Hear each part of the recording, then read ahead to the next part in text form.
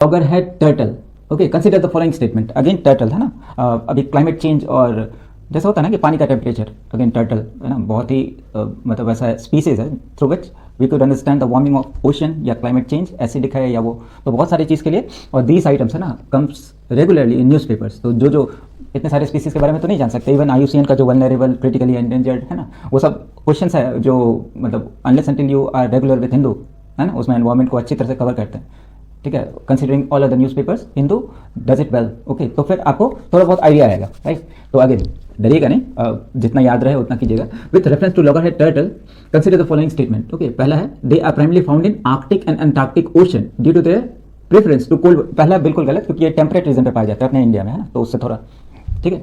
फिर दे are classified, क्योंकि pool है ठंडा, वहां पे तो नहीं, अपने इंडिया में पाए जाते हैं तो would be in tropics. Okay, they are classified as critically endangered under the IUCN red list of threatened species. Again है ना, ऐसे क्वेश्चन से डरिएगा नहीं।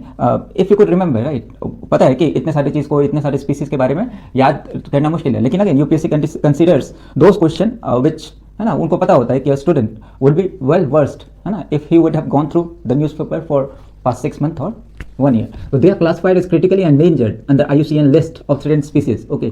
Third है they are purely herbivorous. Purely है ना, ऐसे जब वर्ड आए solely, purely, तो ये नहीं, वो omnivorous होते हैं ना, सब कुछ खाते हैं. Okay. Feeding primarily on seagrass and algae throughout their lifespan. Okay. So how many of the above statement are correct? तो देखने से ही लग रहा है कि कोई भी स्टेटमेंट सही नहीं है, तो none. Option D. Okay. Statement 1 incorrect क्यों है? Because loggerhead turtle are distributed globally in temperate and subtropical areas, including the Atlantic, Pacific and Indian Ocean.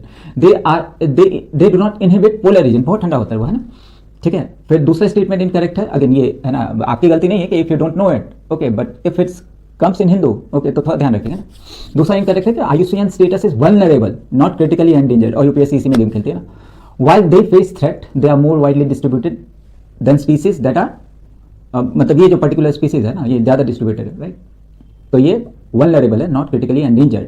Third statement गलत है, बिकॉज लॉगरहेड, ये जो टर्टल की बात कर रहे हैं, और लिबरेटली भी याद रखिएगा, लॉगरहेड और बहुत सारे टर्टल्स को है ना, turtles, butterfly, birds, okay, are known for their large head, इसलिए तो लॉगरहेड नाम से ही है ना, बिकॉज उनकी जो हेड होती है वो बहुत ज्यादा है, और powerful jaws which are evolutionary adaptation.